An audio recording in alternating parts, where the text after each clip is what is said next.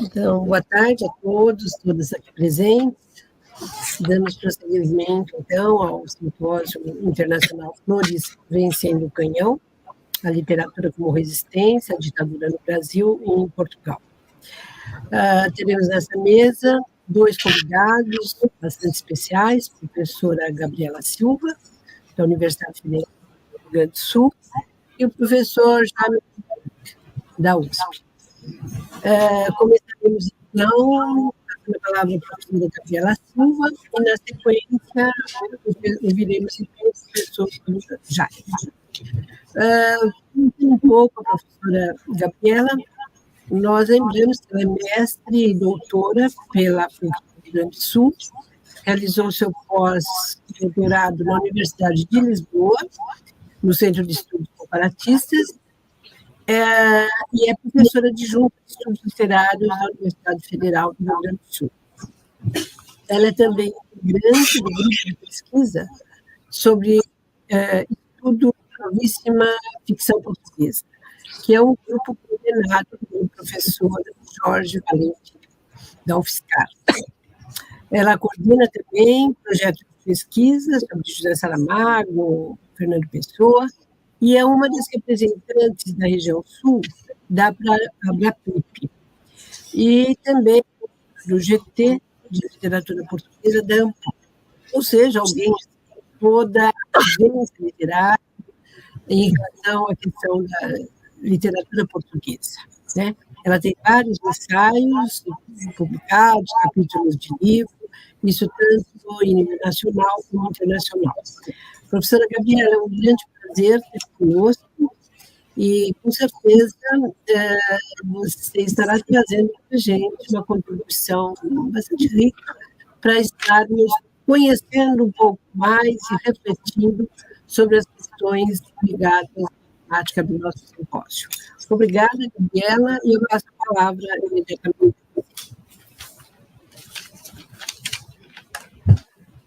Obrigada, professora Vera, pela apresentação. Obrigada, professor Jaime, pela parceria na mesa de hoje. Eu inicio, antes da minha fala propriamente dita, os agradecimentos de praxe, né, às anfitriãs desse evento. Para começar, agradeço imenso o convite e todas as forças empreendidas para que eu estivesse aqui com vocês. Muito obrigada, Diana Navas e Milena Maia, pelo afeto, respeito e compreensão dos meus ideais e trabalho intelectual. A PUC, São Paulo, me receber tão bem. A CAPES, por financiar a minha vinda.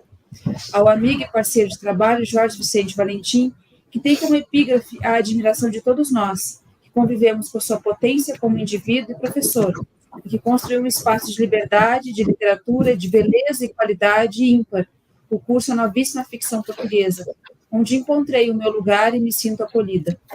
A literatura é afeto. Jorge, em 2024, organizou uma edição do curso em que lemos e discutimos os textos literários, teóricos e críticos sobre a ditadura portuguesa e a literatura como forma de compreensão dessa história. E a todos os ouvintes e companheiros de evento, obrigada. O que pode a literatura? Ela pode muito, inclusive dar o título do trabalho.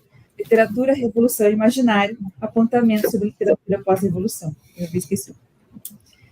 E a professora Vera pela mediação também. O que pode a literatura? Ela pode muito. Pode causar diversos efeitos nos corações de homens e mulheres que se entregam ao prazer da leitura.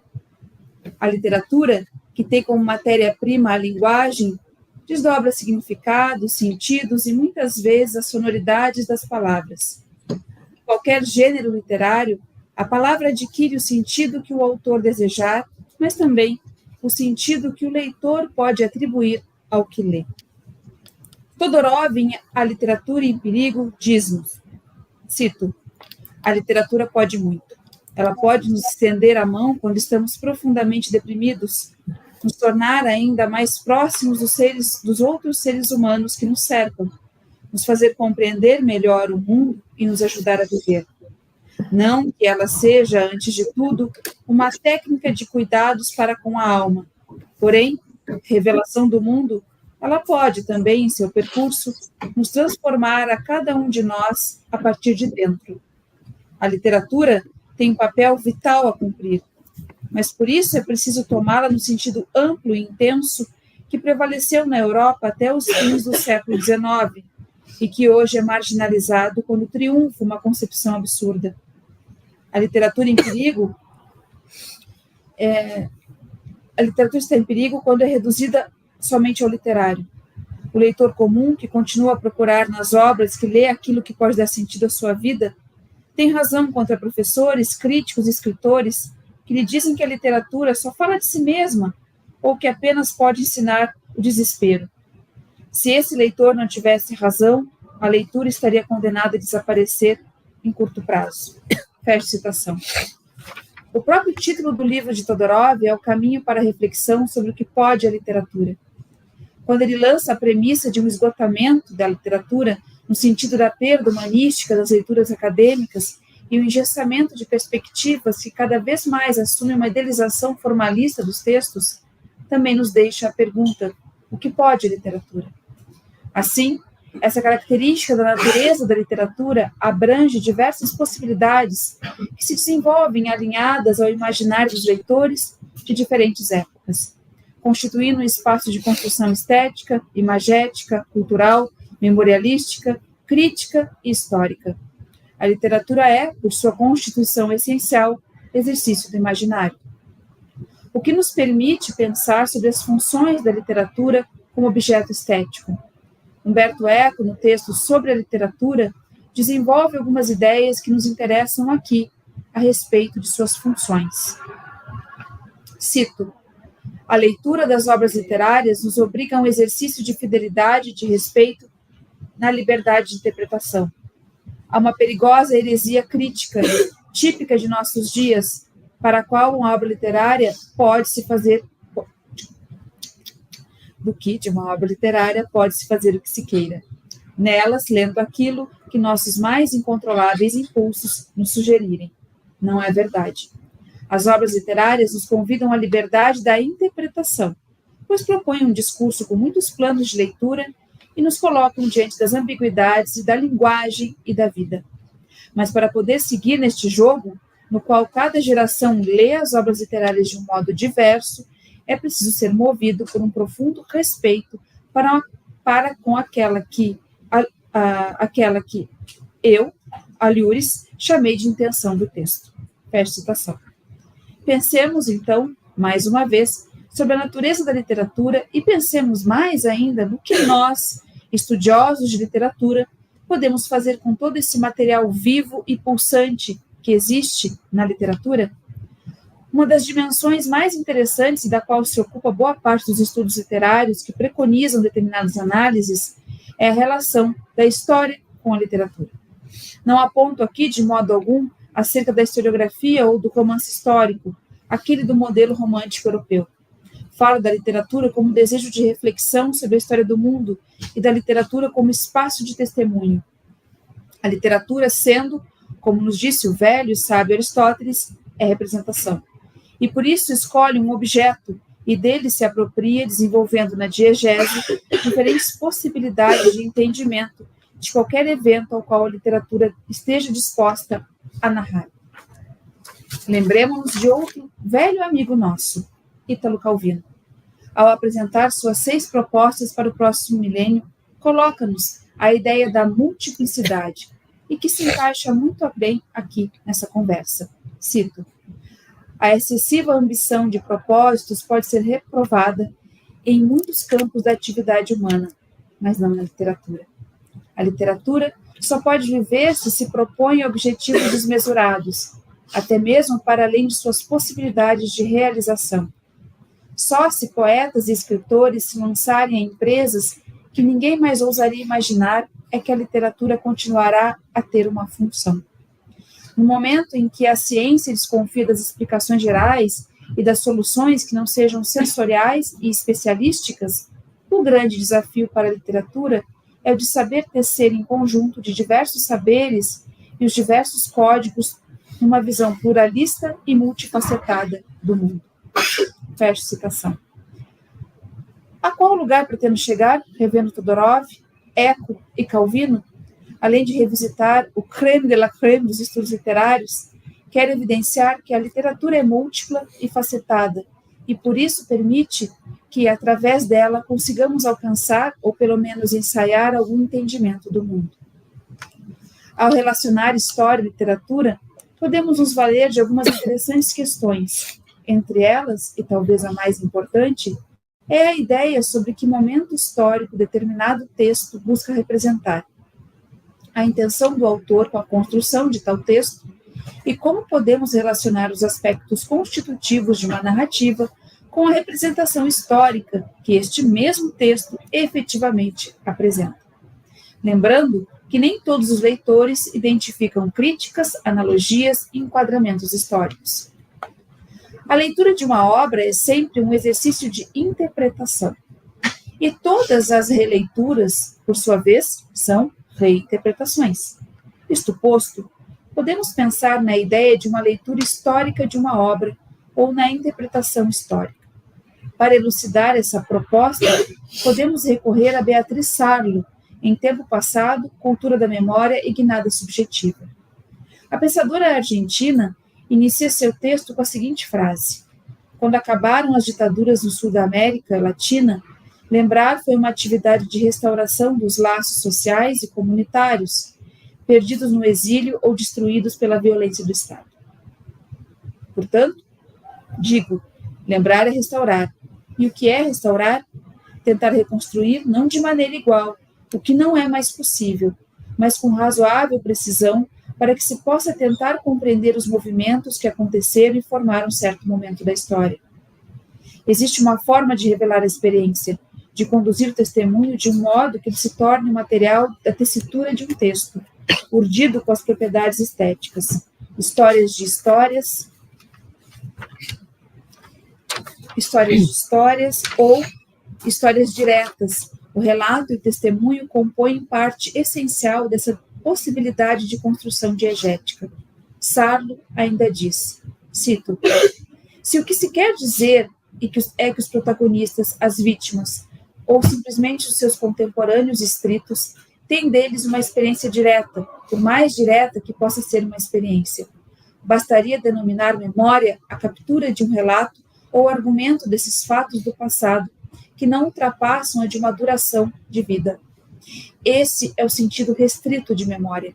Por extensão, pode se tornar um discurso produzido em segundo com fontes secundárias que não vêm da experiência de quem exerce essa memória, mas da escuta da voz ou visão das imagens que nela estão implicados.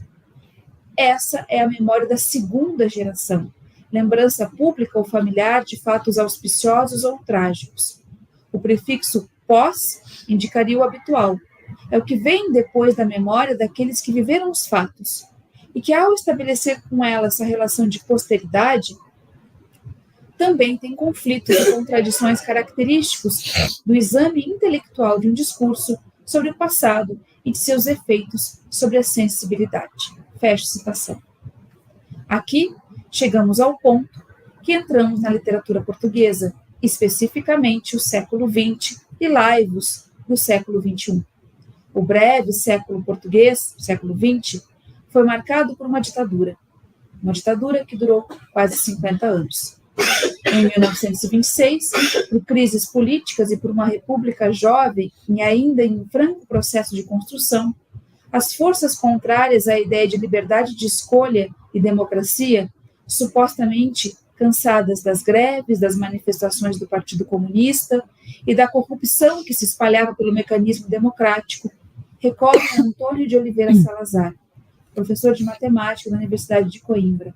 Salazar, chamado para compor a pasta de finanças do governo, começa de forma tentacular a formar alianças e tomar conta do governo, unindo-se a resquícios aristocráticos, oligarquias e banqueiros, bem como certa parte do exército. Instaura-se, em 1933, o Estado Novo, governo ditatorial que duraria até 1974. Nesse período, Portugal torna-se sombrio. É instituída PVDE, Polícia de Vigilância do Estado, que mais tarde se tornaria PIDE, Polícia Internacional de Vigilância do Estado. Desenvolve-se um sistema censório brutal. Portugal fecha-se numa cortina de medo. Tal como em qualquer ditadura, a polícia que regra e conduz o comportamento do cidadão é violenta, cruel e mortal. Pessoas desaparecem, as prisões são constantes e injustificáveis. Qualquer movimento que não obedecesse às regras era considerado revolucionário e, por isso, punido. O modelo salazarista de sociedade propunha semelhanças imensas e inquestionáveis com o sistema de Hitler. Até mesmo o desenvolvimento da mocidade portuguesa, em que jovens uniformizados tinham suas mentes lavadas pelo caldo da ditadura e vestiam um uniforme que os condenava ao embrutecimento e à falta de perspectiva. Baseada na juventude hitleriana, a mocidade portuguesa, assim como todo o sistema de Salazar, alicerçava-se na tríade Deus, Pátria e Família, reconhecido gemido mortal dos abutres. Pressuponho que todos aqui reconhecem essa frase. Nem o feminismo, que é por sua natureza um movimento libertário, deixou de sucumbir a Salazar. As mulheres dos partidários do ditador espalhavam-se pela sociedade propondo atividades de caridade, buscando a formação feminina para a manutenção de uma pátria saudável, sem desvios e com a construção de uma família temente a Deus e o Estado. A guerra colonial em África também esgotava a saúde da pátria. A política ultramarina, eufemismo salazarista para o colonialismo, exercia seu poder através da guerra colonial, enviando homens para um território que lutava contra a dominação e que se mostrava inóspito ao português. A PIDE exercia seu poder em África. Os jovens fugiam para outros países, como a França, para desviar do alistamento e da morte. Portugal desmantelava-se política, econômica e culturalmente. Os desaparecimentos multiplicavam-se. O campo de concentração do Tarrafal era um pesadelo constante, bem como as prisões de Caxias e Aljube. A arte torna-se o alvo de uma censura ignorante, como toda censura, e retirando do povo a literatura, a música, o teatro e as artes plásticas. Tudo que não servisse à pátria salazarista era subversivo, comunista e revolucionário. 1974 não foi um momento isolado e inesperado. Outras tentativas de derrubar Salazar já tinham acontecido, todas sem sucesso. O movimento das Forças Armadas, o MFA, que nasce da mais completa insatisfação com o Estado português pelo Exército e começa o estilhaçamento da máquina ditatorial. Alinhado pelos capitães, os chamados Capitães de Abril, patente baixa na escala militar, a 25 de abril de 74, toma a cidade de Lisboa, toma o centro do governo e, após negociações com Marcelo Caetano, que procura garantir sua integridade física, a ditadura é deposta. O povo toma as ruas. Entoam Grândola Vila Morena, canção da liberdade composta por Zeca Afonso e que foi a deflagradora da Revolução. Cravos são colocados nas armas. A florista celeste entra para a história com a mulher que promove essa floração da liberdade portuguesa. Salgueiro Maia, capitão do exército, é o líder desse movimento, o herói de um novo tempo português. Liberdade sexual, artística e social. Portugal passa por um longo processo de redemocratização, de um entendimento mundial, quebram-se os tratos coloniais. África expulsa seus colonizadores, inicia o tempo dos retornados, o quinto império não se cumprira. E aqui eu lembro do que a Anabela comentou dos 3D, não é? Eu anotei porque eu sempre esqueço os 3Ds. Democratizar, descolonizar e desenvolver, que eram os 3 aspectos, então, promovidos pela PREC, que era o processo revolucionário em curso. Né? Eu sempre esqueço dos 3Ds. A literatura, a qual nada escapa, especificamente a literatura portuguesa, encontrou amplo espaço para falar, discutir e rever essa história. Há casos singulares nessa literatura, antes e depois da Revolução. Antes, alimentada pelo desejo ávido de liberdade e denúncia. Depois, faminta de compreensão e de não esquecimento dos mortos, das lutas, para que se evitasse que outra ditadura pudesse dominar o país. Chegamos a 2024 e celebramos os 50 anos da Revolução dos Cravos. E buscamos nós, com o nosso olhar específico, mas não restrito, compreender o que a literatura portuguesa nos oferece como resgate nessa história. Posso começar lembrando de Lídia Jorge, Antônio Lobo Antunes, Agostina Bessa Luiz, José Saramago, Maria Isabel Barreno, Maria Velho da Costa, Maria Teresa Horta, José Cardoso Pires, Almeida Faria, entre tantos outros que escreveram poesia e prosa. A liberdade está nas ruas, disse Sofia de Mello Breiner Andressen. Não nos esqueçamos disso. A poesia foi o amálgama de dores e desejos de liberdade. E aqui eu faço um parênteses, comentário sobre algumas obras desses autores. Então, por exemplo, da Lídia Jorge, todo o percurso da Lídia Jorge é um percurso de revisitação dos heróis, né, da revolução dos escravos, dos perseguidos políticos, daqueles que participaram ativamente dessa luta e que muitos não foram reconhecidos, não é, pela história de Portugal. A própria figura do Salgueiro Maia, que morreu doente, muito pobre, enquanto os agentes da PIDE tiveram auxílio até os seus dias, os seus últimos dias, e as famílias desses agentes também.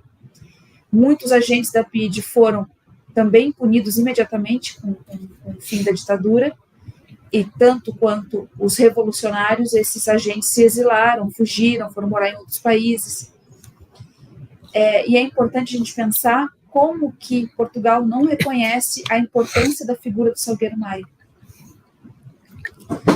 Do Antônio Lobo Antunes, principalmente as cartas, né, que ele escreve enquanto soldado, né, da guerra, porque ele traz ali a ideia mesmo que a Beatriz Sarlo nos comenta, que é o testemunho, né, que é a presença do português nesse território que ele politicamente, economicamente, culturalmente tenta obliterar e colonizar. E consegue durante muito tempo, até que a própria ditadura promove, na sua fome, né, promove o rompimento desse laço. José Saramago, com alguns romances e textos muito importantes, mas eu saliento A Cadeira, né, que é um texto que está dentro do Objeto Quase, um livro de contos, que é a perspectiva do cupim, do caruncho, que come o pé da cadeira onde está sentado Salazar. A cadeira quebra, ele cai, tem uma concussão cerebral e depois disso é a morte de Salazar. Né? Salazar não está mais vivo quando a ditadura acaba. Quem está no poder é Marcelo Caetano. Nós temos o salazarismo, depois o caetanismo. A noite, né? A noite do Saramago também, que é a peça de teatro, não é, que fala da virada do 24 para o 25 de abril, em que as Forças Armadas tomam a Rádio Nacional, toca-se a música Grândola Vila Morena e o exército que estava chegando a Lisboa invade Lisboa. A gente pode ver isso também no filme Capitães de Abril, da Maria de Medeiros. Outros dois textos do Saramago que são muito importantes é O Ano da Morte de Ricardo Reis, quando Ricardo Reis chega a Lisboa. Como é que é aquela Lisboa? Chuvosa, cinzenta, não é? Há uma nuvem sobre Lisboa. E a gente tem ali todo o percurso da ditadura franquista, não é? Da PIDE perseguindo Ricardo Reis. Né? Então, e tem uma particularidade que tem um momento em que o Ricardo Reis disse que o hálito do agente da PIDE cheira a cebola, e aquilo causa repugnância nele. E ainda Claraboia, né, que foi publicado póstumamente, e Claraboia é um romance em que a gente tem um prédio num bairro de Lisboa, onde a gente tem, cada andar são duas famílias, e a gente tem ali um ideário da família tradicional portuguesa, temente a Deus, as regras sociais, e onde as coisas não funcionam tão bem quanto deveriam funcionar. As Três Marias, não é, com as novas cartas portuguesas, que são a abertura de um campo do feminino e do feminismo, extremamente importante no contexto europeu, e nos países lusófonos também. o romance Maina Mendes, da Maria Velha da Costa, e da Maria Isabel Barreno, As Vésperas Esquecidas, que é uma pequena novela, quase um conto, em que a protagonista serve leite aos soldados que estão em Lisboa, e ela pensa que ela tem que alimentar aqueles soldados porque ela está alimentando o próprio filho. E acho que alguém comentou, acho que foi o Hugo que comentou ontem, né, da preocupação das pessoas em alimentar com sanduíches e leite os soldados. O Zé Cardoso Pires, principalmente com seus textos também críticos, e o Almeida Faria, por quem eu não escondo o meu amor pela tetralogia lusitana, e especificamente a tetralogia lusitana fala da saga de uma família ao longo, né, antes e depois da Revolução, mas ele tem um texto que eu particularmente percebo também a questão da ditadura e do mito sebastianista, que é O Conquistador, né, em que o Sebastião ele é uma personagem análoga a Dom Sebastião, e que, ao contrário, né, da suposição de que Dom Sebastião fosse homossexual e se ligava à guerra e às armas para justamente fugir do casamento, das obrigações do casamento, e o Conquistador do Almeida Faria não quer a guerra e quer o amor heterossexual. Então ele se entrega a várias conquistas, acaba fugindo para a França para fugir do alistamento. E ainda Sofia de Mello Breiner com um texto, Os Contos Exemplares, onde ela tem alguns contos, são uma crítica muito evidente ao sistema ditatorial, e eu enfatizo um conto que chama-se O Jantar, em que ela fala da personagem Mônica, que seria a representação da mulher perfeita, né, portuguesa, a mãe de família e com a vida exemplar. No século XXI também não são poucos os escritores que pensam a história portuguesa e reverberam vozes que tentam entender o que aconteceu e como os rizomas dessa história estão entranhados e vivos no século XXI. Muitos nomes surgem: Afonso Cruz, Hugo Gonçalves, Lucimar Cardoso, Isabela Figueiredo, Gabriela Rui Trindade, Antônio Tavares e tantos outros que reconhecemos em nossas prateleiras pessoais. Nossa biblioteca imaginária se compõe de todas essas leituras. Gosto de pensar em Almeida Faria e sua tetralogia lusitana. Nos 4 volumes que compõem a obra, o escritor apresenta-nos o percurso de uma família antes e depois da Revolução. JC, não é, que é uma analogia a Jesus Cristo, protagonista, desloca-se nesse tempo. Sua namorada Marta, que vive em Milão, diz ter desistido de Portugal e de um novo país que não começa nunca. André, o irmão caçula, quer ir para a guerra colonial e acaba morrendo. Experiência estética que mescla cartas, diários e outras formas, num transe poético e político, os romances de Almeida Faria apresentam uma leitura da história da Revolução, da mítica Revolução, como enuncia Eduardo Lourenço, ao resgatar a ideia de uma revolução que tem em sua alma o desejo sebastianista de resgate e de liberdade. Eduardo Prado Coelho, em texto para Colóquio Letras, a propósito dos 10 anos da Revolução, aliás, eu imagino que vocês conheçam, mas eu sempre lembro que a Colóquio Letras, ela, durante muito tempo, fazia esses percursos, né? Ela convidava determinados críticos a escreverem sobre aquela década, né? Então, os anos 70, os anos 50, né? E aí fechavam um tempo literário discutido por um pensador. A propósito dos 10 anos da Revolução, comenta aspectos dessa literatura. Primeiro, que o pós-25 de abril apresentou todos os estereótipos possíveis de um período revolucionário. Instaura-se a cultura da liberdade e que procura de maneira obsessiva pensar a Revolução e o período da ditadura. Eduardo Lourenço, em Literatura e Revolução, também relembra aspectos importantes para alicerçar nossa compreensão. Cito: as revoluções são grandes consumidoras do imaginário ativo. Ou seja, não é? As revoluções procuram, rastreiam os ideais, mitos e desejos que estão escondidos na cultura e na mente dos indivíduos. Os novos textos pós-revolução são fonte de exaltação e de metamorfose coletiva. São a leitura da segunda geração. Enquanto uns necessitavam imediatamente de produzir e compartilhar a experiência, as expectativas e o ideário da revolução, Outros precisavam pensar e ajustar ao seu tempo o novo tempo português. O resultado disso é a imensa e múltipla produção portuguesa do período. Já o século XXI, ao repensar essa história, apresenta ao leitor visões daquela segunda geração da qual nos fala Sara. Lembro aqui 2 casos singulares: o Hugo Gonçalves, com Revolução, e a família que vivencia a ditadura sob 3 perspectivas diferentes. E Uma Outra Voz, romance de Gabriela Ruiz Trindade, vencedor do Prêmio Leia e que resgata a história portuguesa diante da ditadura e nos ecos pós-revolução.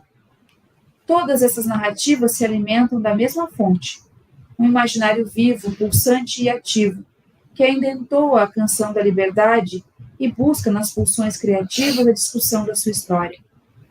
Vozes femininas surgiram nessas escritas, vozes étnicas, vozes transexuais, homoafetivas, distintas, observadoras, variadas e atentas às sombras do século XXI. Para compreender o Portugal de hoje e a literatura que se produz, tantas vezes afastada da história, é preciso que se olhe para o Portugal de ontem e dos gritos de liberdade. Quer venha Dom Sebastião ou não, ainda temos muita literatura portuguesa para estudar e para compreender, e é isto que nos une e provoca a mais leituras e a busca incessante de entendimento da história, do humano e do imaginário. Vivas a liberdade, sim?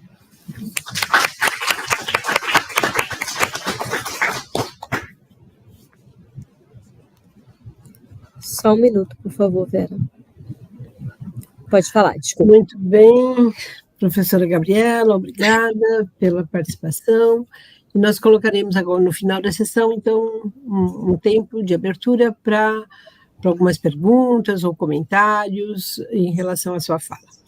Muito obrigada por estar conosco. E vamos passar a palavra agora ao professor Jaime Ginsburg, que já esteve conosco também em outras ocasiões, muito próximo dos trabalhos que a gente tem realizado na PUC, e algumas palavras em relação ao percurso acadêmico do professor Jaime.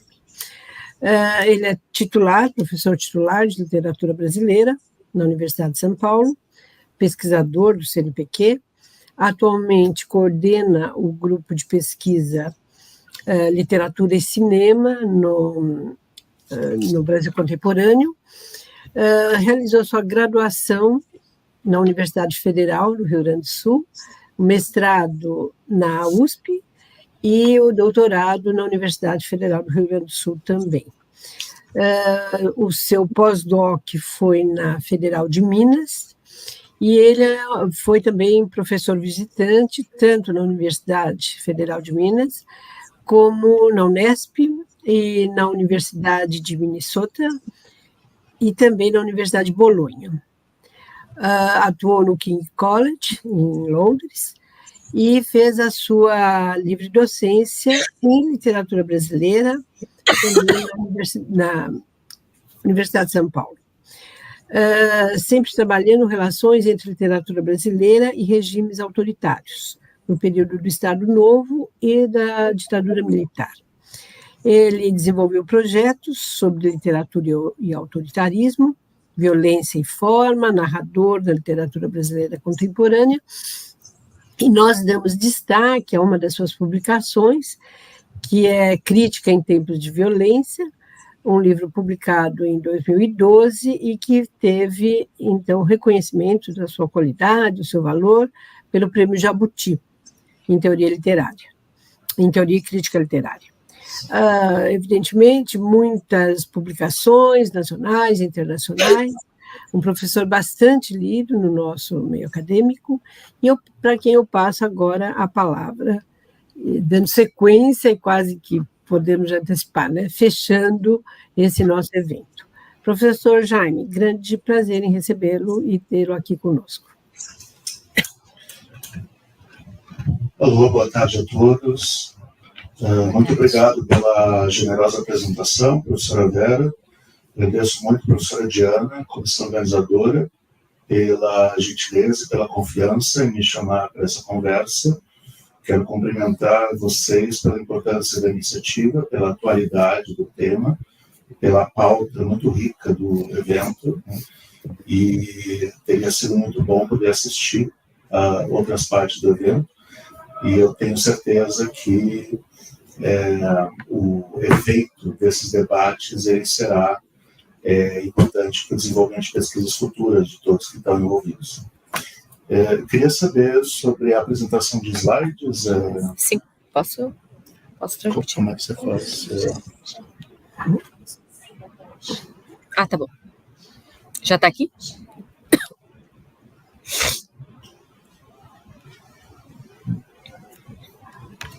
Ah, sim. Tá, mas aí você vai mexer? Pode. Quer mexer? Fica à vontade.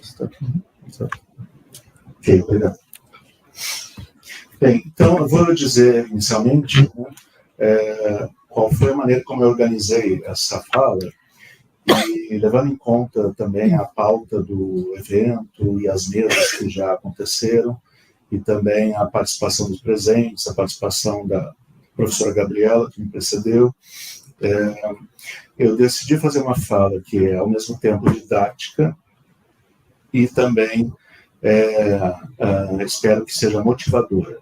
O que eu fiz foi o seguinte: eu tenho uma percepção de conjunto de estudos sobre literatura brasileira de ditadura militar nos últimos 20 anos. Eu tenho acompanhado tudo que eu tenho tido possibilidade, e eu tenho procurado fazer sistematizações com relação aos tipos de pesquisa que estão sendo feitos.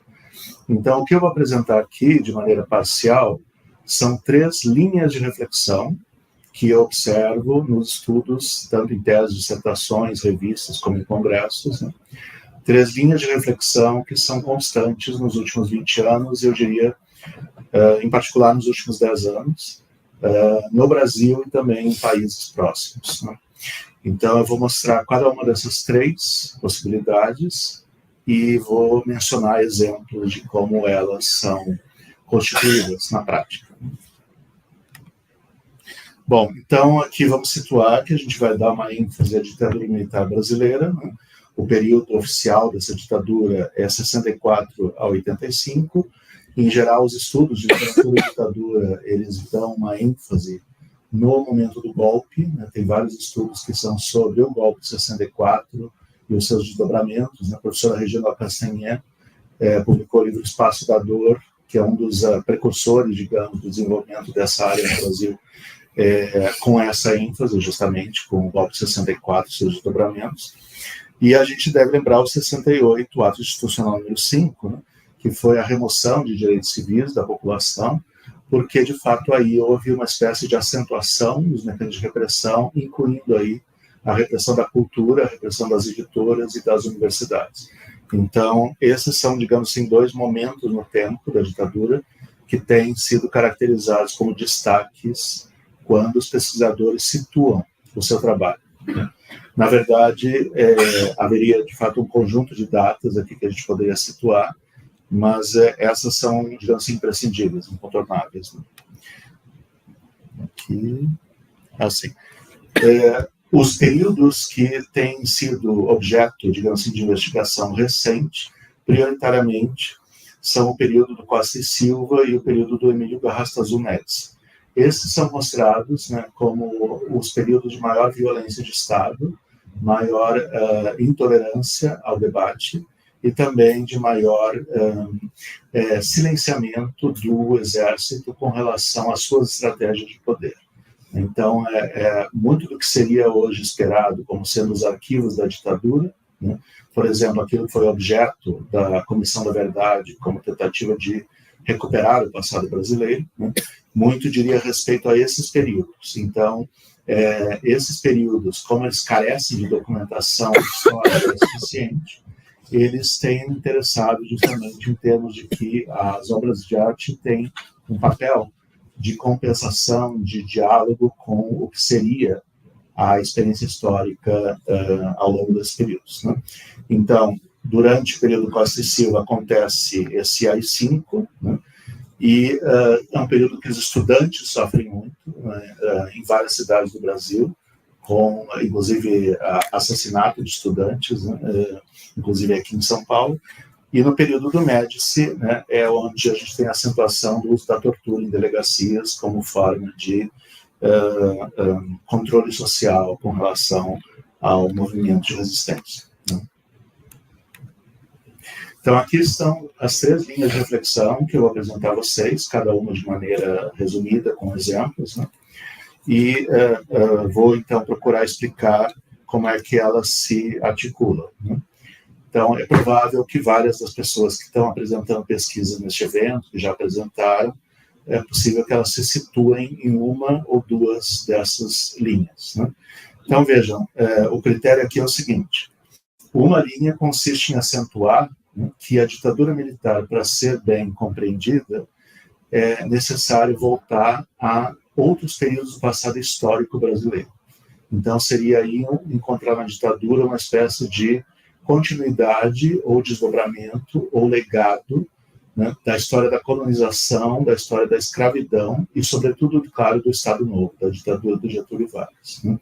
Então, existem as reflexões que vão buscar justamente as conexões, que são, às vezes, muito pouco visíveis, mas que os textos literários estão, de fato, indicando, assim, dentro dos textos, a importância de pensar a ditadura como um momento dentro de uma série de grandes ações violentas por parte do Estado no Brasil. No item 3 é o contrário. O item 3 diz respeito a tudo o que aconteceu com relação à ditadura depois de 85, depois que ela foi propriamente, formalmente encerrada. Então, aqui a gente está trabalhando com a memória. A gente está trabalhando com a ditadura como sendo o nosso passado. Né? Então, a diferença aqui é de que, no primeiro caso, se trata de ver processos históricos anteriores a 64, e no terceiro caso, episódios históricos posteriores a 85. Né? E aí a gente tem as várias formas da memória, que incluem, por exemplo, a forma do testemunho, que a professora Gabriela apresentou, né? As formas ligadas a gêneros híbridos e também a necessidade de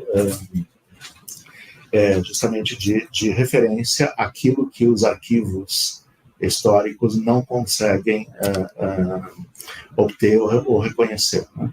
O segundo, que estou colocando de propósito no meio, diz respeito a uma tendência que é muito recente, a entender que o estudo da relação entre literatura brasileira e ditadura militar ele tem que ficar menos isolado do que tem sido até então, no sentido de que a linguagem verbal ela pode ter limitações com relação à expressão de situações de grande violência e de grande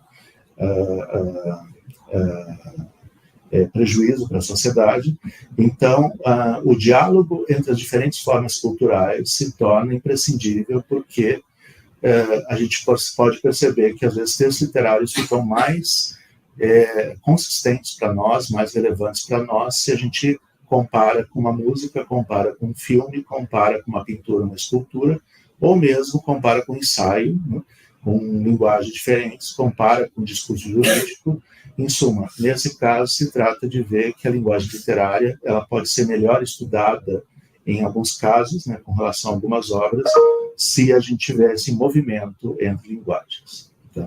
Então, é isso que eu vou falar agora, eu vou falar um pouco de cada uma dessas linhas. Tá. Então, como funciona esse raciocínio inicial, que é a ditadura entendida como um processo que tem antecedentes, né, que são antecedentes que podem ser delimitados no tempo e no espaço, e que dizem respeito a uma história de violência no período colonial e a partir do Império, né, em que a gente destacaria, por exemplo, a escravidão, né, como um dos fatores principais, digamos assim, de normalização da violência e normalização do assassinato, do genocídio na sociedade brasileira. Qual é o ponto que eu aperto para passar? Ah, tá.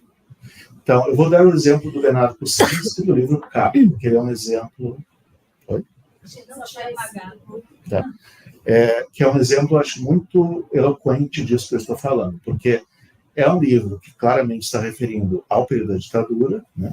O enredo, ele supõe um pai que procura a filha desaparecida, no caso, e aí a história do pai é uma história de adversidades, porque ele encontra dificuldades, obstáculos na sua busca pela filha, que desapareceu porque foi capturada e morta pela ditadura, né?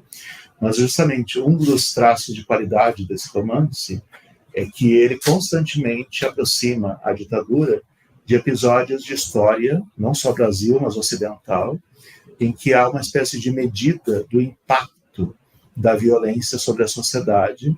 E aí, como são episódios mais conhecidos, muito conhecidos, isso cria uma visibilidade, por exemplo, para os leitores estrangeiros de Bernardo Cusinsky, que é extremamente importante. Então, por exemplo, vocês têm um capítulo que se chama O Livro da Vida Militar, que fala da Inquisição medieval, né, que teve continuidade na colônia, né, a gente teve a Inquisição na colônia brasileira.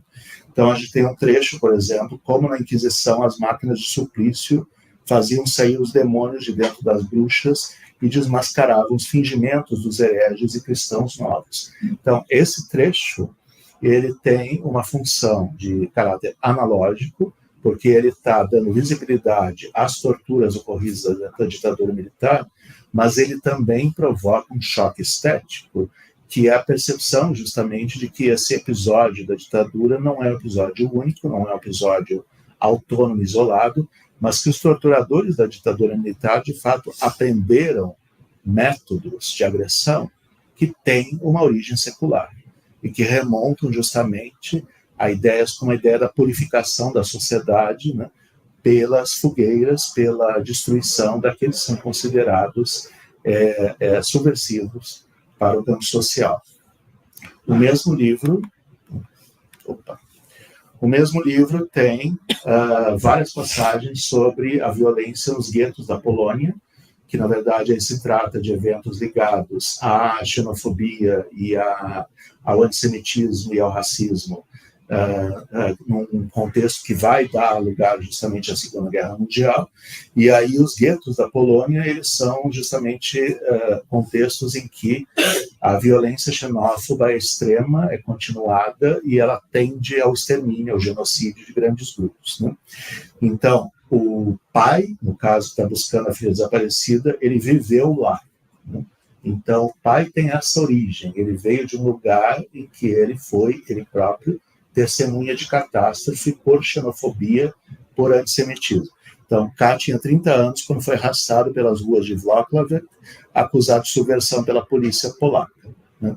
Lembrou-se novamente de quando arrastaram acorrentado pelas ruas de Wrocław para humilhá-lo perante os comerciantes.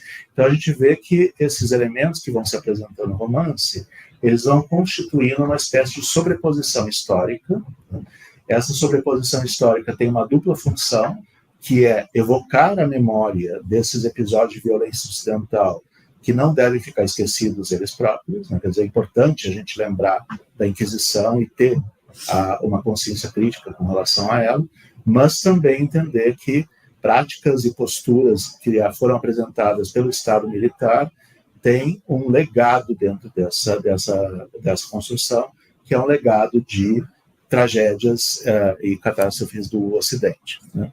Aí, é claro, tem o caso mais conhecido, e esse já foi comentado por críticos mais de uma vez, que é do capítulo Amatsuiva, quando o pai quer enterrar a filha para dar um fechamento à sua história com a perda da filha, e como não há um corpo, porque a filha desapareceu, o rabino não deixa, né, ele não autoriza o enterro da filha. Então, essa conversa inclui essa observação. O Holocausto é um e único, o mal absoluto. Com isso, K concordou, mas retrucou que para ele a tragédia da filha era a continuação do Holocausto. Então, essa frase é a frase exemplar do que eu estou chamando aqui de uma primeira linha de raciocínio para estudar a literatura brasileira de ditadura militar. É observar nas obras literárias, né, e aí há vários casos. O Chico Buarque, Anos de Chumbo, é um caso muito bom disso, está muito inteligente o que ele fez nesse sentido, né, de evocar várias guerras ao falar da ditadura militar. Então, aqui o que a gente tem é uma situação de sobreposição histórica, né? Um teórico que é muito bom para sustentar esse tipo de raciocínio é o Didi Habermas, né, que é um histórico da área de história da arte, história das ideias, porque ele é um teórico que propôs, de uma maneira muito cuidadosa, a importância do anacronismo, né? A importância do anacronismo consiste no seguinte: Não é a ideia de que você vai desconsiderar a história, que é, em geral, o que a gente diria de uma leitura anacrônica de uma obra, de uma leitura baseada num anacronismo, como equívoco, mas se trata de um anacronismo metódico, que significa que se você vê um episódio histórico à luz de outros episódios históricos, aquele ganha uma visibilidade, uma nitidez que não teria sem as comparações. Estou falando muito rápido? Não. Então, a segunda, aliás, a terceira da lista, né, seria a história recente. Então, o legado da ditadura, a memória da ditadura e os seus desdobramentos. Né? Então, não há como fugir ao fato de que a gente teve um governo de extrema-direita recentemente que aludiu à ditadura de muitas maneiras e constantemente. Então, foi um período de governo que a gente sabe que as pessoas foram às ruas para pedir a volta da ditadura. A gente sabe que o presidente fez o elogio público de um torturador durante a ditadura, e a gente sabe que vários procedimentos de legislação e de organização do Estado foram inspirados no período ditatorial. Então, a gente tem razões concretas, né, assim, além desta, claro, mas essas são boas razões para seguir esse método como um método de pesquisa. Né? Então, aí um outro livro do Bernardo Kucinski, que seria perfeitamente exemplar nesse sentido, que é o livro A Nova Ordem, de 2019. Que esse livro ele tem algo de impressionante, porque se trata de ficção científica, é um livro de distopia, uma distopia em que o Brasil está num país totalitário. Ele lembra muito livros como 1984, né, e Laranja Mecânica, sendo que o Kucinski escreveu isso durante o período eleitoral de 2018, quando a campanha do Bolsonaro estava no auge, e o livro saiu lançado no primeiro semestre de 2019, ou seja, meses depois da posse. E quando a gente lê o livro, a impressão que dá é que o governo Bolsonaro já tem anos e o Kucinski captou, porque há uma espécie de déjà vu constante com relação ao que aconteceu no governo Bolsonaro dentro do enredo, sendo que ele escreveu isso como ficção meses antes da posse. Né? Então, o que acontece aqui, há uma estratégia de representação do tempo que é impressionante, que é de que é uma distopia sobre um futuro, né? A ficção científica põe futuros distantes, né? Um século depois, um milênio depois, e aí o futuro nesse livro é o ano de 2019, que é o ano em que o livro sai publicado. Portanto, tem, de novo, uma espécie de anacronismo, como eu falei do Didier Huberman, de uma sobreposição de tempos que um tempo acaba iluminando o outro, mas nesse caso é o presente, né? Imediato, 2019, que se apresenta como um futuro distópico. Então, aí é uma espécie de provocação profunda com relação ao público, no sentido de que o público leia o livro e interprete o governo Bolsonaro, que está acontecendo enquanto o livro foi lido, quando foi lançado, como se fosse a nossa entrega ao regime totalitário e insuportável. Então, um dos episódios importantes desse livro, que está na parte inicial, é que o governo totalitário ele entende que a universidade consiste no entrave para o poder. Né? Então, uma das primeiras medidas desse governo totalitário, e como eu estou dizendo, a gente encontra sinais do Bolsonaro em várias formas de vocabulário, de imagem, enquanto vai lendo, né? A primeira grande medida desse governo para se preservar o poder é matar todos os professores universitários do país. Né? Então, o primeiro capítulo consiste num fuzilamento de vários reitores, né, que são levados a uma região distante, e eles não entendem o que está acontecendo, eles ficam falando de assuntos acadêmicos, né? Eles ficam falando de como é que é o Ministério da Educação, e aí, então, eles são surpreendidos com isso, eles são levados a essa região e são todos fuzilados. Né? E o livro também faz referência à universidade no sentido de que o caso de Ana Rosa Kucinski, que é o caso da irmã, né, do Bernardo Kucinski, que foi, no caso, capturada e morta pela ditadura, né, que enfim, era uma professora da USP que foi perseguida, aquilo que é dito ali dos intelectuais lembra o processo de Ana Rosa Kucinski, quer dizer, uma ideia assim de que o professor universitário é um alvo muito desejado pela ditadura, porque matar um professor universitário é uma forma de dizer ninguém tem mais capacidade de dizer a verdade do que o próprio Estado. E a gente viu quando o governo Bolsonaro atacou a educação, tirou o orçamento das universidades. Então, tudo aqui tem uma coerência. Esse aqui é um trecho desse livro, eu só quero situar. Esse livro tem uma curiosidade formal, né, que é um desafio. Metade de páginas, várias vezes, não são todas, mas são quase todas, metade das páginas tem isso que ele chama de édito, aqui que são leis. Então, a gente vai lendo o livro e a gente fica sabendo as leis novas desse governo totalitário. Então, aqui, por exemplo, está dito o seguinte, que o Ministério da Educação e Cultura e do Esporte foi transformado em uma formação moral e cívica, né?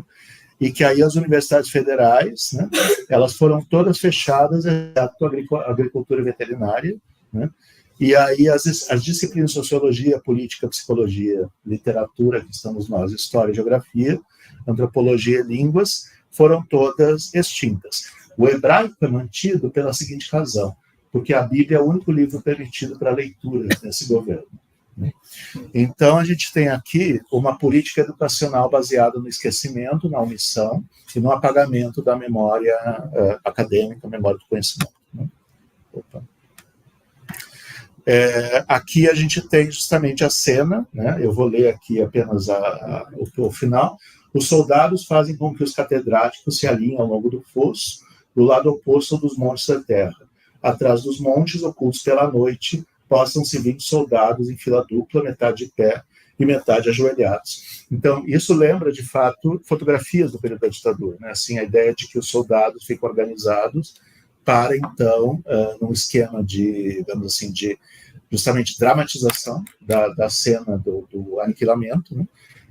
Estabelecer que eles têm uma disciplina corporal, que eles estão uniformizados e que eles, então, vão fazer o que o Estado manda de maneira absolutamente obediente, né? Então, em alguns casos, como esse livro A Nova Ordem, então, o que acontece é que há uma configuração do tempo que é pouco comum. A pesquisa atual que eu estou fazendo sobre forma do tempo é uma pesquisa em que esse é um dos assuntos principais, a ideia de que as noções de passado, presente e futuro, na literatura contemporânea, especificamente sobre a ditadura, elas têm sido muito flexibilizadas, elas têm sido muito dissociadas, de maneira que a ideia de uma ordem linear do tempo, ela fica muito distante em vários desses livros, né? Então, esses livros, como A Nova Ordem, eles colocam questões como se o passado, de fato, se delimita como uma etapa anterior ao presente e inconfundível com ele. Porque o caso de A Nova Ordem é um caso em que o futuro é o passado, né? Em que o futuro do Brasil é a ditadura do passado. Há uma direta identificação, em que aí o governo Bolsonaro é o presente que faz a mediação de sincronia, né? Como pensar sobre a emergência inesperada de elementos do passado em meio ao presente? Aqui eu trabalho com a categoria da fantasmagoria, que é a categoria da irrupção da imagem dos mortos em situações inesperadas do presente. Isso aparece muito mais no cinema do que na literatura, e aí a gente tem, por exemplo, filmes de terror, né, como O Nó do Diabo e O Diabo Mora Aqui, que são filmes em que escravos renascem da terra e eles voltam ao mundo para se vingar dos brancos do período da escravidão. E, então eles aparecem como zumbis, né?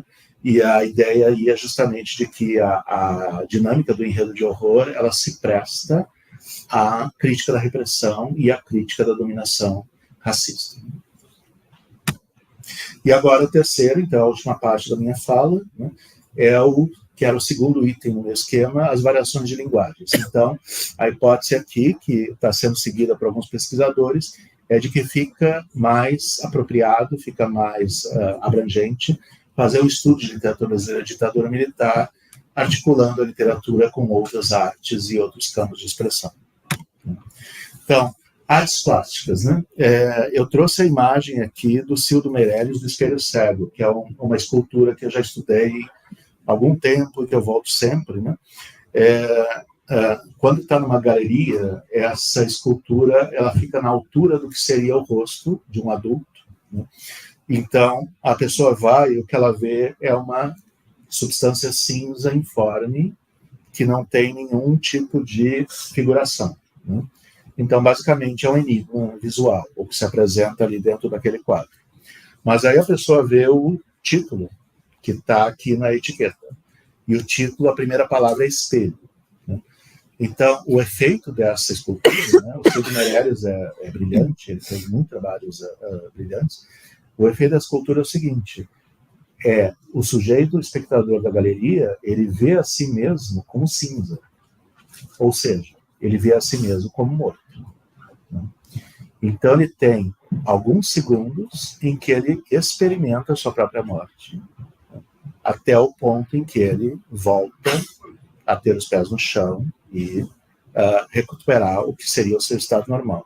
Mas esses segundos de especulação, né, de estabelecer uma relação especular entre a escultura e o sujeito, isso é suficiente para se aproximar do que seria a situação dos desaparecidos, né?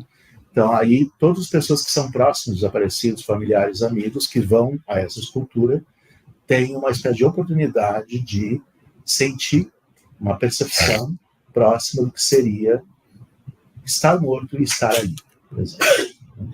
Então, é realmente fenomenal. Eu, por exemplo, já observei que tem alguns textos ligados à ditadura, do Paulo Mendes Campos, da Lara de Lemos, que trabalham com a imagem da cegueira. E aí o caminho é justamente essa ideia de que a ditadura seria um período em que nada é o que parece, em que há muita opacidade, e a cegueira como metáfora é muito forte, né? E essa é uma outra obra do Cid Meirelles, que é Quem Matou Herzog, em que ele fez uma coleção de notas, né, de cruzeiro, e ele usou um carimbo, né, com a pergunta Quem Matou Herzog, e ele então redistribuiu essa nota para circular na sociedade de São Paulo e Rio de Janeiro. Então, o que aconteceu foi que as pessoas começaram a pegar como troco essa nota em ônibus, né? E aí elas liam a frase. Então, a primeira reação, para muitos, poderia ser: não sei o que é isso. Mas se a frase tem um impacto a ponto de ter uma empatia, né, então as pessoas vão chegar ao ponto de saber: bom, essa frase diz respeito a um desaparecido político que foi morto pela ditadura. E aí a pergunta Quem Matou Herzog é a pergunta que remete à responsabilidade do Estado. Então, isto é o que a gente chama em artes plásticas de uma intervenção, né? É uma obra de intervenção. Quer dizer, em uma parte é como se fosse uma instalação, porque é uma forma material que se apresenta para o público, mas é também uma intervenção no sentido de que se espalha pelo público, que aí já não precisa mais da galeria de arte, mas que simplesmente pela convivência, as pessoas vão pegar 2, 3 pessoas que têm a mesma nota, elas vão começar a conversar, né? Então, assim, isto é algo que tem os seus equivalentes, por exemplo, em alguns poemas, tem equivalente, sobretudo letras de canção, em que você tem esses sinais da responsabilidade do Estado da ditadura que podem passar despercebidos ou não, dependendo da conversa que as pessoas tiverem. No caso da música, a gente teve uma construção plural, variada, inclusive vários gêneros musicais, né, em que a gente teve, por exemplo, Canção de Protesto, do Geraldo André, a gente teve Tropicália, com Caetano Veloso, Gal Costa e Os Mutantes, né, com a Rita Lee, e a gente teve Chico Buarque, que foi, de vários modos, um líder nesse sentido, porque ele estabeleceu, de fato, uma espécie de formação do gosto popular, em que a politização da música era aceita com formas rudimentares de samba, formas rudimentares de percussão, que facilitavam a memorização da música e também que conseguiam a transmissão em rádio, né? Então, aqui eu trouxe, mas eu não vou mostrar por causa do tempo, né? Mas aí vocês poderão depois observar, né? Existem vídeos de festivais do período em que está dramatizada, na própria cena do festival, né, a possibilidade justamente de fazer com que a linguagem se aproxime do que seria uma espécie de sinalização da repressão, das mortes, da violência, enquanto que o arranjo, ou a entoação da voz, por exemplo, a entoação da voz da Rita Lee fazendo Panis Circenses, não vai se perder por aí, isso aponta para o entretenimento, para cativar o espectador e para fazer o espectador decorar aquelas frases. Então, aí é uma espécie de equilíbrio muito delicado entre o que seria a provocação política e a provocação de uma espécie de senso de necessidade de reflexão, com uma capacidade de capturar público, de ganhar público, e com isso, então, motivar o acesso justamente ao interesse por esses temas dentro do que seria até a cultura de mercado.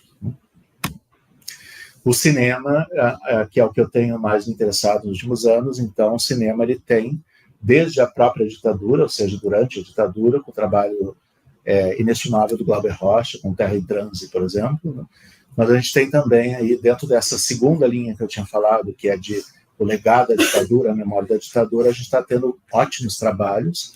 Eu não vi esse filme do Walter Salles, que saiu agora, mas eu estou acompanhando a recepção, estou muito impressionado de que a crítica europeia tenha se curvado a um filme sobre desaparecidos e mortos da ditadura militar. Isso é historicamente inédito, né, que isso tenha acontecido. E eu gosto muito do trabalho da Tata Amaral, porque a Tata Amaral trabalha com aquilo que eu chamei antes de fantasmagoria, né?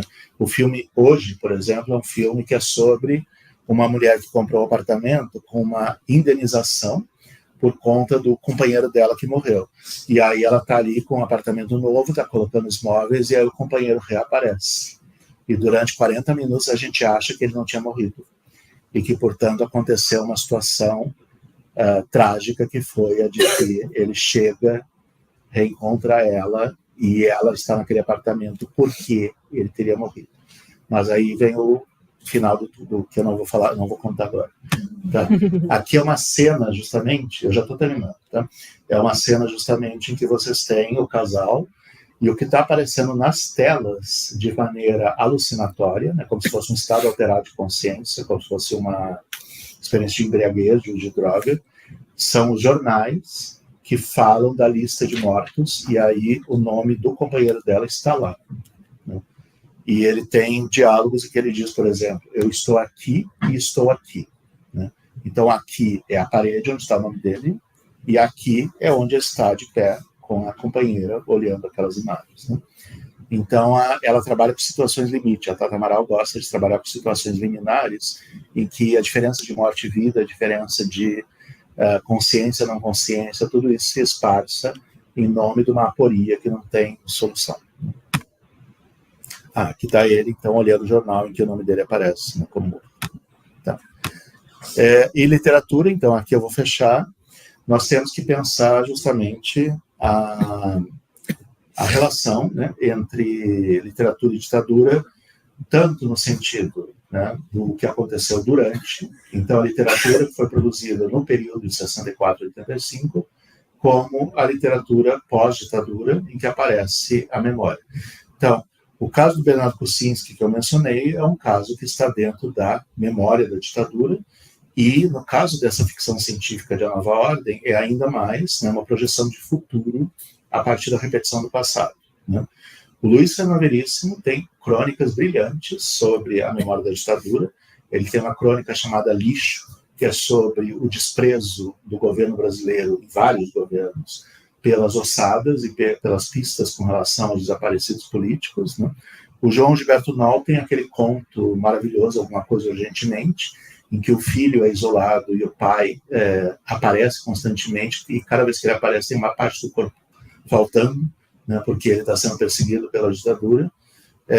O Renato Tapajós, o livro Em Câmera Lenta, eu acho um livro imprescindível e, ao mesmo tempo, quase ilegível, porque esse é o livro que tem uma cena de tortura de uma mulher, que é, do ponto de vista da recepção, é longa demais, é cerca de 5, 6 páginas, é muito detalhada, né, e ela inclui, por exemplo, um choque elétrico no útero, que queima o útero da mulher durante a tortura, enfim.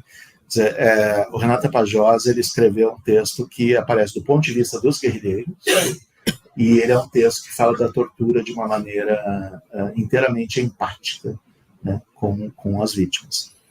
O Chico Buarque escreveu esse livro Anos de Chumbo, justamente, que eu acho muito bom, e aí é um livro recente, né, sobre o filho, a criança que tem um pai que é torturador, né. O final eu não vou dizer, mas o final me abalou muito, né? Porque é como se o filho, mesmo criança e mesmo vulnerável, ele soubesse que ele tinha que reagir contra aquele pai.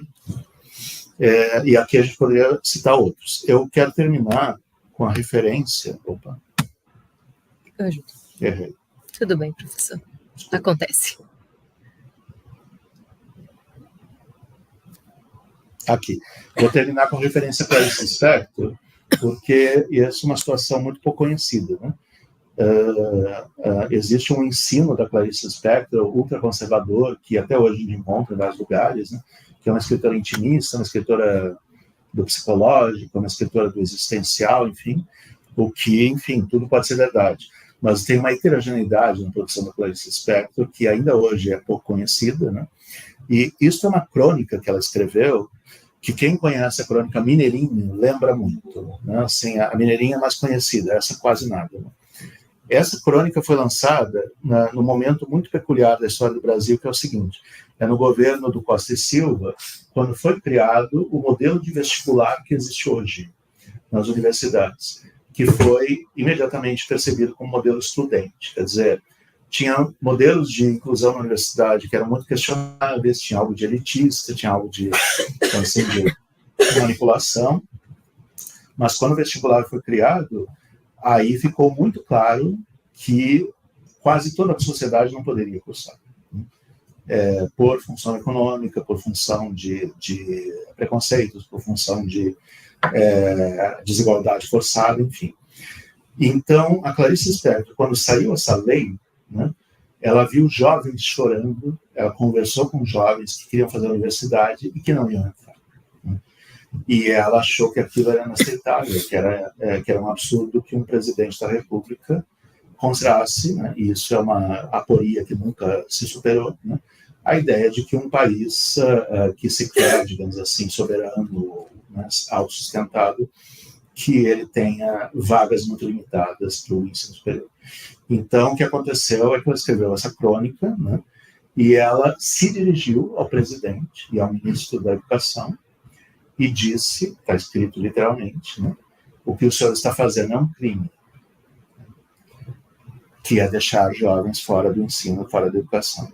Bom, ela dizer no jornal que o que o presidente fez foi um crime é o suficiente para ela ser torturada e morta, né?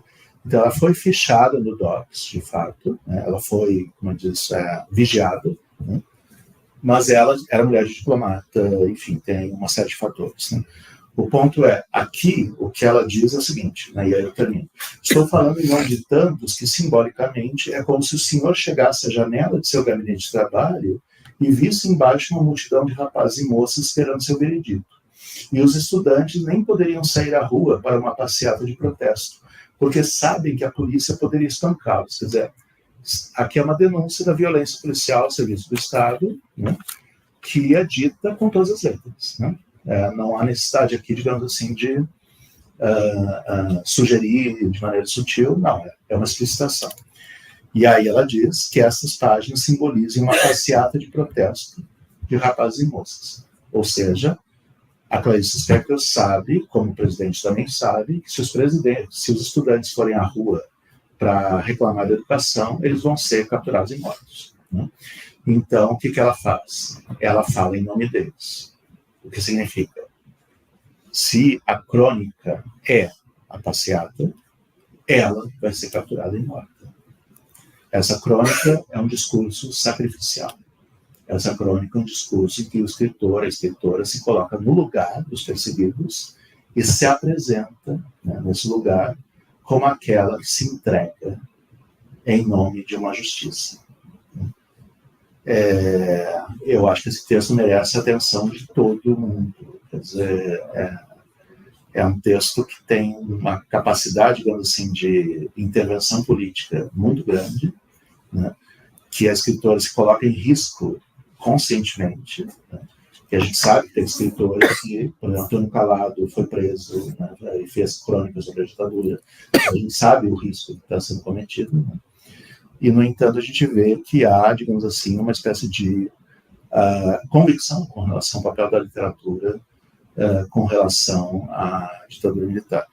Então, o que eu quis dizer foi que, se você chegar perto do Ciro Meirelles, chegar perto de Chico Buarque, chegar perto, né, do cinema da Tata Amaral, enfim, as afinidades eletivas elas vão se apresentando e elas vão ficando visíveis, e a gente vê, então, assim, que tem temas constantes, que tem tipos de imagens constantes, Eu trabalhei bastante com as imagens de corpo, por exemplo, então o corpo que está com sangue, ou o corpo que está excitado sexualmente, mas que está reprimido porque não pode gozar dentro do contexto de opressão da ditadura. Em suma, as várias artes elas vão mostrando esses elementos e vão mostrando de maneiras que, de certa maneira, referem-nos a eles. É isso, então, obrigado. Desculpe.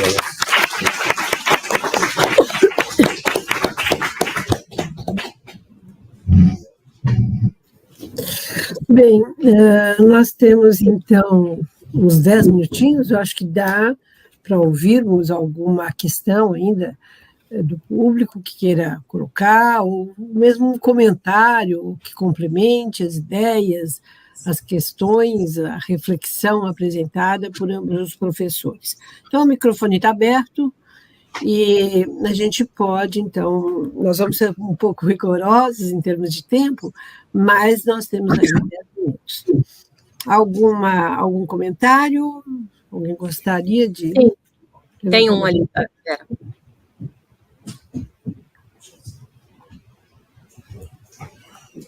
Boa tarde, professor.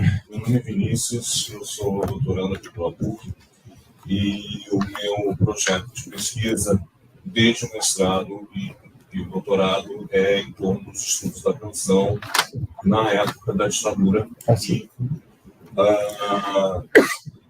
E no caso da minha pesquisa de doutorado, eu pesquiso justamente sobre a Tropicália. E eu queria primeiro felicitar a sua apresentação, irretocável, e principalmente pelo fato de você ter falado dos mutantes, pelo fato de que os mutantes eram vistos a princípio como 3 jovens alienados que faziam uso de narcóticos, que apenas pensavam no rock internacional, sim, mas que tinham um discurso anárquico extremamente poderoso. Né? E aí eu queria ouvir um pouco mais de ti a respeito da Rita. Porque a Rita, quando ela sai dos Mutantes em 72, ela começa a desenvolver um projeto estético extremamente autoral, seja com o Tutti Frutti, seja com Roberto Carvalho depois. E me surpreendeu, né, numa recente abertura de arquivos, eu não sei se foi a Comissão da Verdade, aí me falha a memória, de que a Rita Lee foi a compositora mais censurada da ditadura militar. Isso me chocou bastante. Mas, por outro lado, não me surpreendeu pelo fato de ela ser mulher. E por ela falar de questões sobre o corpo numa época em que as mulheres não tinham a liberdade de falar sobre o corpo. Queria ouvir do senhor um pouquinho sobre a Rita, se não for muito fora da proposta. E, mais uma vez, eu quero felicitar pela fala. Não sei se vai ver se tem mais para fazer em bloco. Pode responder. Pode responder. Tá bom. Então, prazer, muito obrigado pela pergunta. Na verdade, eu penso nesse assunto bastante, mas nunca escrevi nada. Então, existe justamente, no caso que você está relatando, né, um tema, né, incontornável, que é a especificidade de ter uma mulher na banda Os Mutantes, né, e o fato de que a banda teria, digamos assim, continuado, né, sem ela.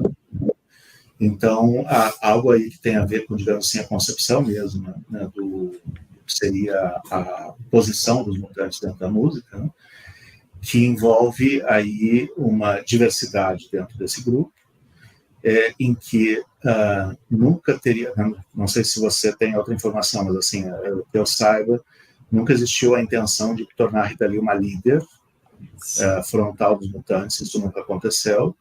Ela ficou numa posição de backing vocals em várias das faixas, né? E tem uma faixa que é muito constrangedora, que se chama Rita Lee, né? Em que a música é sobre a Rita Lee ser feliz quando ela for se casar, né? Que é uma espécie de modelagem da personagem feminina como uma personagem convencional, né? Que por mais que seja satírico, né, assim, eu acho constrangedor aquele ato, né? Sim. E aí o que acontece é o seguinte: eu acho que a Rita Lee, de fato, sim, eu sei que ela foi muito censurada, né, a exposição dela, inclusive, tinha a imagem dela com a roupa de prisioneira, né, com as grades, e apareciam as notícias de jornal com relação ao que seria a imagem dela como delinquente, né? E há, de fato, uma espécie de apagamento dessa memória, do ponto de vista midiático, né? Porque a Rita Lee, ela teria uma espécie de, assim, sucesso comercial, que teria lançado ela, inclusive, em outros países, né, sobretudo países de língua espanhola, e a receptividade da Rita Lee nesse sentido, ela foi associada a uma leveza, né? Uma leveza que vem do Mania de Você, que vai para Lança Perfume e Baila Comigo, né? E que segue ainda em outras situações. Agora, de fato, a minha impressão é de que a Rita Lee permitiu a si mesma uma pluralidade. Sim. Né? Então, o que acontece? Ela não se tornou uma figura, digamos assim, incisivamente politizada, né?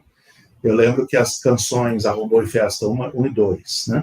Elas tiveram, aí com Paulo Coelho, né?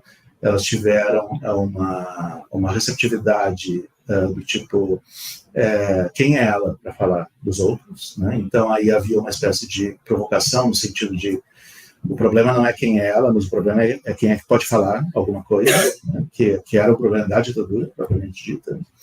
Então, eu acho que ela procurou manter uma pluralidade no sentido de que, aí tem um pouco a ver com a ideia de público, aí, qual é o público a ser buscado, né? De que essa pluralidade permite justamente que um público que seja captado pela leveza, pelo entretenimento, em uma linha de Você, seja também um público sensível às letras políticas ou às letras que sejam contrárias a várias formas de repressão. Então tem aquele clipe da música Obrigado Não, né, que começa com 2 militares se beijando na boca, né? Você tem Todas as Mulheres do Mundo, que eu acho muito política aquela letra, né? Então, assim, a ideia da Leila Diniz como referência, que é ao contrário da Rita Lee da Canção dos Mutantes, que quer se casar, né? E você tem também o Arrameu, né? Que é, de fato, aí a anarquia no sentido de vamos fazer barulho, né? E ninguém pode reclamar, né? Guerrilheiro forasteiro, venha para a festa, né? Então, a minha opinião sobre a Rita Lee, em resumo, seria essa. Eu acho que ela tem uma altíssima consciência da sua vida musical. Acho que ela não faria nada que fosse, digamos assim, excessivamente concessivo, né? E acho que ela não queria permanentemente se apresentar como uma figura de resistência política, mas eu acho que existem vários graus de resistência política, e eu acho que ela soube fazer uso desses vários graus. Obrigado, professor.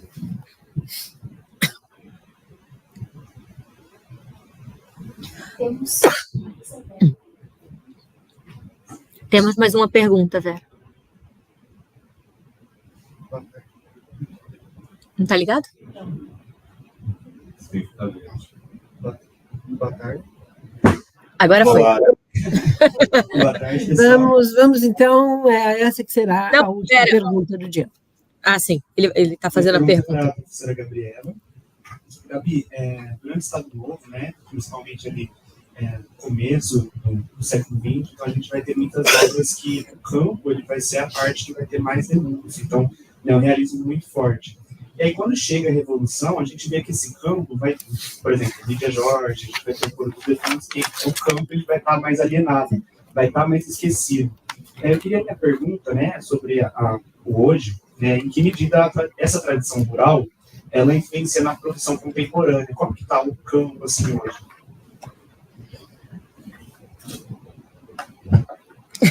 Oi. É tradição fazer uma coisa que eu não fiz dessa vida, eu faço sempre. Pensar o campo em Portugal, Portugal durante muitos séculos foi essencialmente agrário, né? Até as navegações, Portugal foi agrário. E Portugal leva muito tempo para se desenvolver. industrialmente depois, né? Século XIX, início do século XX. E quando a gente chega no século XX, a gente tem essa literatura que tu comentaste, o neorrealismo, né? O Alves Redol, o Carlos de Oliveira e outros, né? Os romancistas, os contistas, o Miguel Torga também, né? Vão pegar o interior de Portugal, porque é uma questão telúrica, né? É uma questão do homem português com a terra, e o trabalhador rural é aquele que não está nas grandes cidades, então não está à mercê, assim, propriamente dizendo, da PIDE, daquela que invade as casas, e o homem do campo é como se estivesse afastado dessa confusão citadina.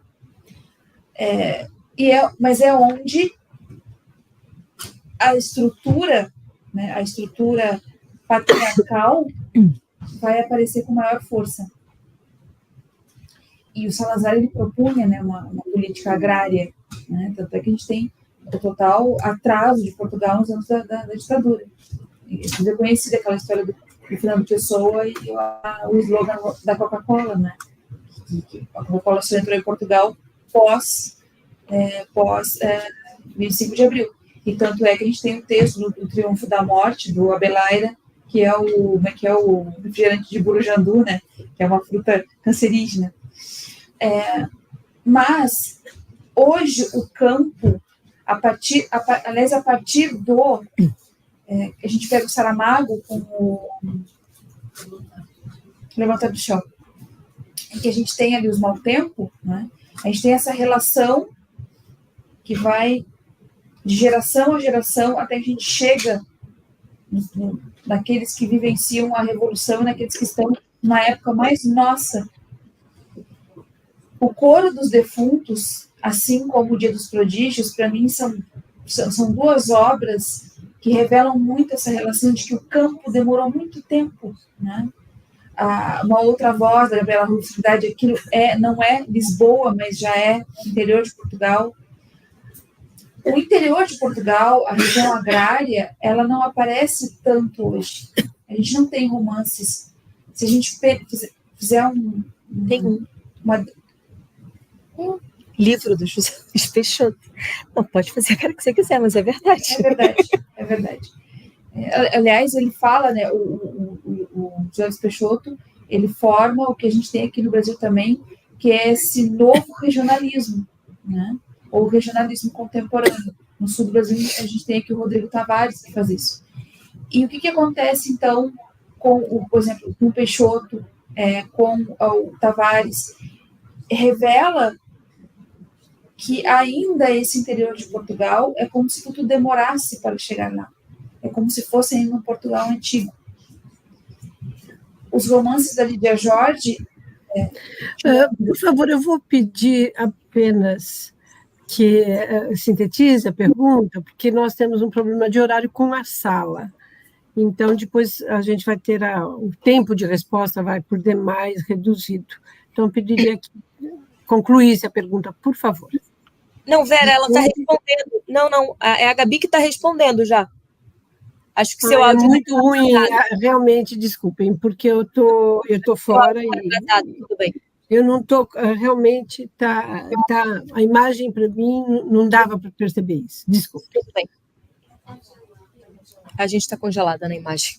Tudo bem? Não, tudo bem. Eu só fiquei pensando, será que eu estava truncada a coisa que parecia uma pergunta?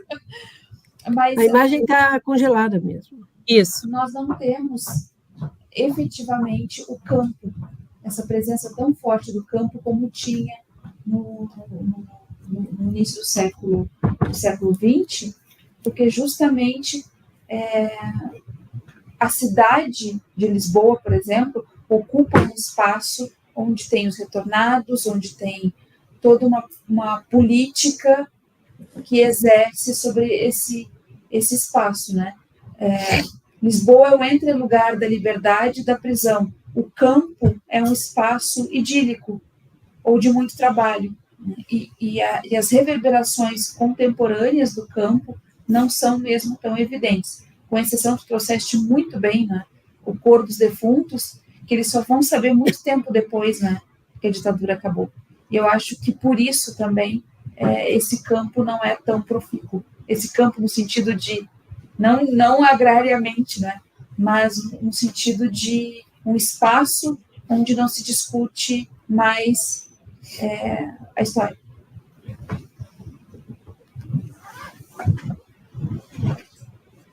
Agora sim ela encerrou, Vera.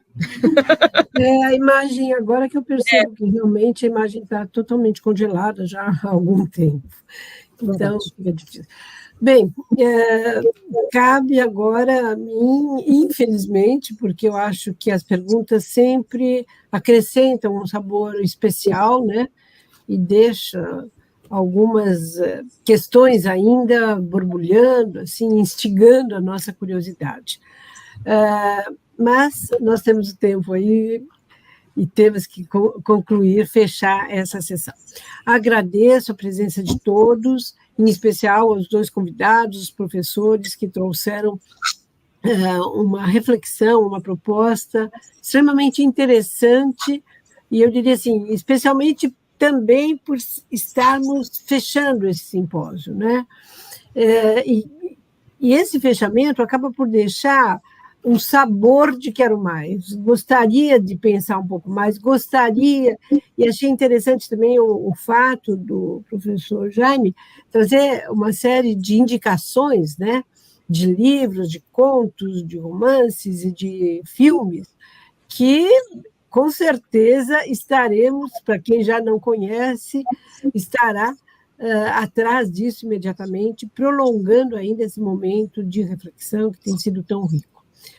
Gente, muitíssimo obrigada também aos presentes, a esse pessoal de apoio, né, Milena, que esteve aí tão prontamente conosco, e todos aqueles que estiveram nos bastidores também, permitindo que esse evento acontecesse da forma como aconteceu.